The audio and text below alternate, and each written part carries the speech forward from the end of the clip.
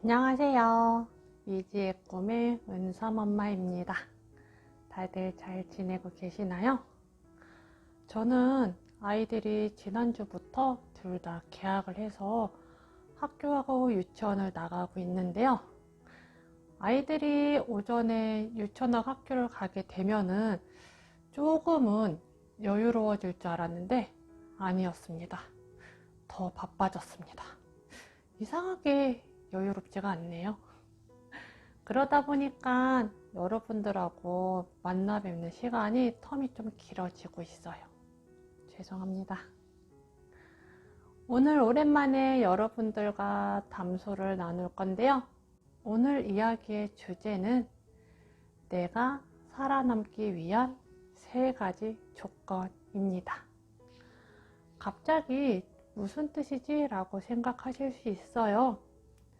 제가 작년에 암 진단을 받고서 저희 가족들이 굉장히 다들 침울했었습니다. 그때 저희 바로 위에 언니의 친한 지인분께서 저희 언니에게 이런 말씀을 해주셨어요. 보야야, 잘 들어. 미지 지금 굉장히 많이 아파.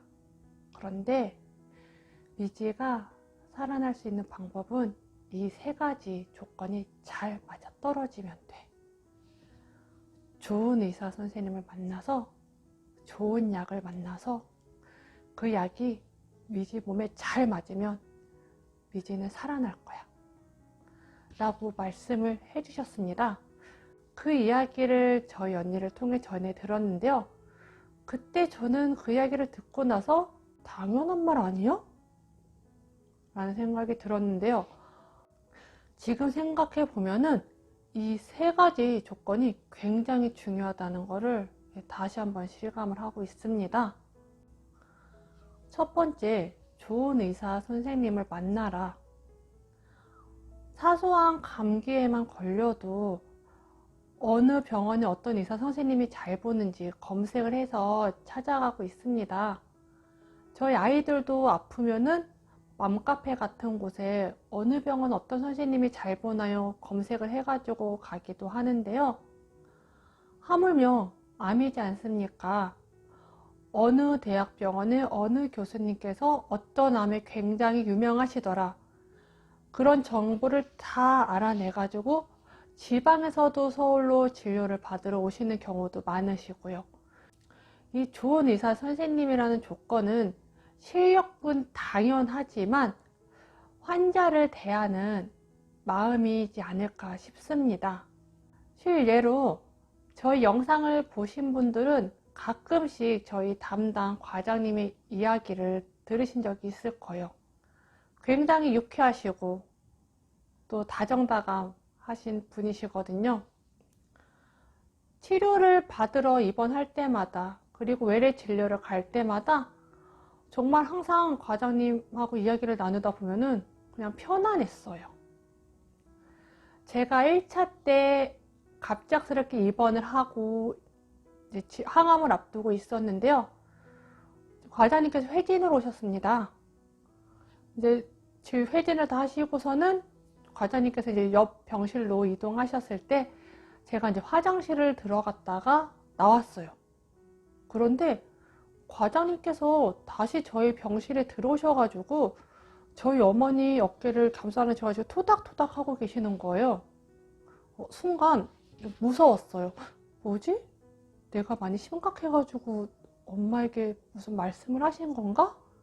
라는 생각이 들었고 과장님께 과장님 왜 다시 오셨어요? 그랬더니 아니야 그러더니 가시더라고요. 그래서 제가 엄마한테 여쭤봤습니다. 엄마, 과장님 왜 오셨어? 나 심각하대? 라고 했더니 저희 엄마께서 제가 화장실을 간 다음에 병실 문을 이렇게 빼꼼히 쳐다보고 있었대요. 바깥을. 과장님 뒷모습을 계속 바라봤었나 봐요. 그래서 과장님이 옆 병실에 들어갔다가 나오셨는데 저희 엄마가 그렇게 계신 걸 보셨대요. 그냥 지나가셔도 되는데 저희 엄마한테 오시더니 위로를 해주셨다고 하더라고요. 치료 잘 될 거니까 너무 걱정하지 마세요 라면서 위로를 하고 가셨다고 합니다. 그때도 굉장히 감동이었고요. 그리고 제가 입원할 때마다 가장 많이 들었던 말이 항상 이러고 농담을 하시는 거죠. 넌 이번에 또 언제까지 입원했다 나갈 건데? 왜? 이번엔 또 언제 태어날 건데? 그래서 제가 하루는 과장님 저 집에 가면은 애들 둘 케어하고 뭐하고 하다 보면은요 몸이 너무 힘들어서요 이렇게 쉬었다 나가지 않으면서 죽어요. 과장님 저 좀 살려주세요 하면서 제가 이렇게 안겨가지고 우는 신용을 했어요. 그때 과장님이 누가 뭐래? 실컷 있다 나가 라고 하시더라고요. 항상 저희 꼬맹이들 이름도 외우셔가지고 은서, 예섬 엄마 이렇게 말씀도 해주시고, 최근에도 제 영상에서 말씀드렸죠. 제가 스트레스성이라고 했더니 누가 너한테 스트레스를 주는데? 애들이? 남편이? 하면서 제 편 들어주시잖아요. 첫 번째 조건이 좋은 의사 선생님은 실력은 당연하고 환자를 따뜻하게 대해주고 이렇게 포용해주는 마음씨를 가진 의사 선생님이지 않을까 싶습니다. 많이 무섭잖아요. 이게 어떤 병인지도 모르겠고 어떻게 치료가 잘 될지도 모르겠고 궁금한 것도 굉장히 많습니다. 저희가 전문의가 아닌 이상 아무리 인터넷을 검색한다 하더라도 그 정보를 다 알아낼 수는 없습니다. 그럼 어떻게 하겠어요? 저희 담당 선생님한테 여쭤볼 수밖에 없어요. 했던 질문 또 하게 되고 궁금하니까 또 하게 되고 걱정하니까 질문하게 되고. 그런데 한 번도 귀찮아하지 않으시고 제가 과장님 저 질문 하나만 하려고요. 그러면은 해! 2개, 3개 해도 괜찮아. 해! 라고 하시고 환자를 정말 따뜻하게 대해주시는 그런 의사 선생님이 첫 번째 조건이지 않을까 싶고요. 두 번째 조건, 좋은 약을 만나라. 아시다시피 저는 알찹이라는 항암을 진행을 했고요. 이 리툭시맙, 저는 표적치료 항암제를 만났습니다. 그래서 굉장히 치료가 잘 된 케이스지요. 암마다 표적치료 항암제도 나오고 있고 또 신약도 나오고 있습니다. 이미 나온 것도 있고요. 근데 이제 금액이 문제인 거죠. 그래서 앞으로 의학기술이 발달함에 있어서 더 좋은 약들이 많이 나오지 않을까 싶습니다. 그래서 두 번째 좋은 약을 만나는 거는 저는 운이 좋게도 제 아형에 맞는 표적항암 치료제를 만났습니다. 세 번째, 그 약이 제 몸에 잘 맞으면. 저는 되게 운이 좋은 케이스예요. 한 번도 불응이 나지가 않았습니다. 제가 항암을 앞두고 암카페에서 이런저런 글을 봤을 때 굉장히 마음 아팠던 글들이 항암을 했는데 약이 맞지 않아 가지고 다른 치료제나 다른 항암요법으로 갈아타야 되는 환자분들의 글을 볼 때마다 저는 약이 되게 잘 맞음에 감사하고 또 한편으로는 그 환자분들 제발 다음 항암제는 잘 맞았으면 좋겠다라는 걱정, 그런 마음이 들었어요. 저는 정말 운이 굉장히 좋은 케이스로 항암약이 몸에 굉장히 잘 받았습니다. 제가 처음에 항암을 앞두고 이야기를 들었었을 땐 2차 항암이 끝나고 CT를 찍어봤을 때 혹여라도 약이 하나도 안 맞을 경우에는 다른 약으로 바꿔서 다른 치료로 다시 시작을 해야 되고 6차 항암이 끝나고 난 다음에 만에 하나의 경우에는 조혈모 이식도 가능할 수 있다라는 말까지 들었던 케이스였습니다. 그런데 6차 만에 완전 관해를 받고 다지기 2회 받고 지금 추적 관찰하는 것도 무사통과되고 있잖아요. 그때 저희 언니 지인분께서 한 말씀을 더 덧붙여 주셨습니다. 만약에 네 동생이 친정아버지의 체질을 물려받았다면 네 동생은 분명히 항암약이 잘 맞을 거다 라고요. 이게 무슨 말이냐. 저희 친정아버지께서 실은 위암 4기였습니다. 10년 정도 전이었어요. 하루는 국가건강검진을 받고 왔는데 뭐가 보인다고 해서 동네 의원에 가서 내시경을 했는데요.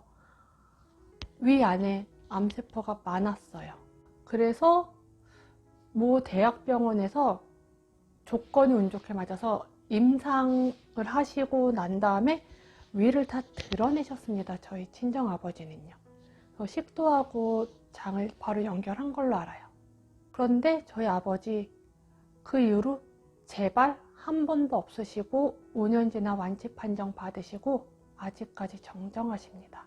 그게 정말 10년 전이네요. 그래서 저희 아버지 체질을 제가 물려받아서 정말 항암약에 잘 맞는 체질이라면 산다는 거였는데 저는 운이 좋게도 저희 친정아버지 체질을 물려받았었나 봅니다. 2차 끝나고 CT를 찍었을 때 암세포가 85%에서 90%가량 소멸했다고 하셨거든요. 굉장히 운이 좋았죠. 이렇게 저는 이 세 가지 조건, 좋은 의사 선생님을 만나서 좋은 약을 만나서 그 약이 제 몸에 잘 맞으면 이 세 가지 조건이 잘 맞아 떨어졌고요. 이렇게 운이 좋게 치료가 잘 되었습니다. 정말 요즘 들어 느끼는데요. 정말 운이 좋았다고 할 수밖에 없어요. 불응도 한 번도 없었고 완전 관해도 받았고 CT 찍고 있는데 어찌됐든 통과가 되고 있잖아요. 그렇다고 제가 아직 2년이 지난 것도 아니고 5년이 지나서 완치 판정을 받은 것은 아니지만 시작이 좋았으니 끝도 좋지 않을까라는 생각이 들고 있습니다. 제가 요즘에 살면서 느끼는 거는요. 내가 그래도 되게 못된 삶을 살았던 거는 아니구나 라는 생각이에요. 제가 만약에 굉장히 못된 삶을 살았더라면 제가 이렇게 큰 병에 걸렸을 때 어느 누군가는 아이고 쟤 저렇게 못되게 살더니 저렇게 큰 병 걸리고 쟤 벌 받은 거야 라고 말을 했을 수도 있어요. 그런데 제가 아프다는 얘기를 들었을 때 정말 저를 걱정해주는 사람들도 굉장히 많았고 저 때문에 눈물을 흘려준 친구들도 있고 항상 만날 때마다 괜찮아? 요즘은 어때? 물어봐 주시고요. 오늘은 저희 첫째가 살짝 몸이 안 좋아서 오랜만에 소아과를 다녀왔어요. 그 소아과 저희 애기들 어렸을 때부터 다녔던 병원이거든요. 볼 때마다 선생님께서 이제 물어봐 주시는 거죠. 오늘도 저 보시더니 지금은 좀 어떠시냐고, 얼굴도 많이 좋아 보이고 머리도 많이 길렀네요. 그래서 이런저런 말씀해 주시고요. 지금 제가 이 케모포트 뺐잖아요. 그 수술한 자리가 몇 주 전부터 너무 콕콕 쑤시면서 아픈 거예요. 그래서 살짝 불안했습니다. 혹시 임파선이 다시 붓기 시작해가지고 아픈 건가? 그래가지고 오늘 간 김에 제가 살짝 여쭤봤어요. 선생님 혹시 하나만 여쭤봐도 되겠냐고. 제가 실은 이렇게 수술 부위가 조금 아프다. 그래서 보여드렸더니 그 흉터 이렇게 번지는 걸 뭐라 하던데요. 네, 그거 생겼네 하면서 선생님께서 갖고 계시는 흉터 치료 연고제를 하나 주시더라고요. 그거 보고선 굉장히 감사했어요. 그냥 내가 그래도 되게 못된 삶을 산 건 아니구나. 앞으로 조금 더 즐겁게 더 살 수 있도록 정말 건강 좀 더 챙겨야겠다 라는 생각이 들더라고요. 갑자기 눈물이 나죠? 아까 의사 선생님이 연고 선물로 주신 게 너무 감동이었나 봐요. 여러분, 벌써 봄이 왔습니다. 다음 주면은요, 저희 둘째 꼬맹이 생일이에요. 그래서 더 기뻐요. 생일상 차려줄 수 있잖아요. 이게 얼마나 다행입니까?